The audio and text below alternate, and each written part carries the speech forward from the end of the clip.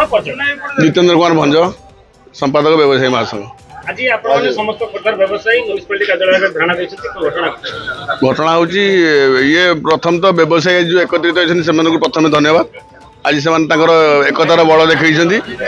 आज एकत्रित हबार मुख्य कारण हूँ आमर नवेम्बर 1 तारिख दिन गोटे ब्लॉक विधायक अध्यक्षतार गोटे बैठक होता उच्चस्तरीय बैठक होता उच्चस्तरीय प्रशासनिक अधिकारी मैंने जे व्यवसायी मैंने केमती स्थायी थैथान हे से निमित्त थे कि कौन प्रस्ताव गृहीत हो पार ना जहाँफल से मीटिंग स्थगित रही से मीटिंग परवर्ती अवस्था होता कि पौर परिषद कार्यनिर्वाही अधिकारी सी मन इच्छा से बैठक से कार्य को त्वरान्वित कर लगी सर्वे करवा से भेंडिंग जोन को नंबरिंग करवा एटू स्थानांतरण कौ कौ व्यवसायी हे चिन्हट करवा यू कार्यक्रम आरंभ कर चलती अति भयंकर परिस्थिति सृष्टि आज जो स्पेशल मीटिंग से डाकी गोटे चूड़ांत निष्पत्ति काले कौन नहीं जाए बोली व्यवसायी मैंने भयभीत हो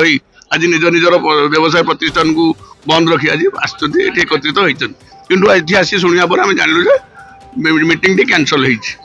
अपेक्षा कर पौर अधिकारी हो कि चेयरपर्सन को विधायक जी आसिले देखा करके डिमांडटा देकी जीवे दाबी आम हूँ आम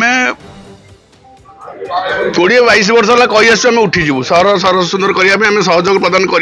अतीत आम भी 100 कैबिन व्यवसायी आमर से जीविका हर कैबिन उठी जाइए मधुसूदन मार्केट 52टा 2011 मसीह उठी 2011 2016 मसीह 2024 मसीह 16टा दुकान उठी आपणकर आशीर्वाद व्यवसायी संघर पलाट छक एपरी 100टा दुकान एपर्यंत बेघर हो पड़े से थैथान होना कि थैथान न करी परवर्ती अवस्था किसी दुकान की थैथान करने मसुदा चली से मसुदा को आम घोर विरोध करें जो 540 जन व्यवसायी चिन्हट होती तत्कालीन जिला प्रशासन द्वारा से प्रथम हाबेली पड़िया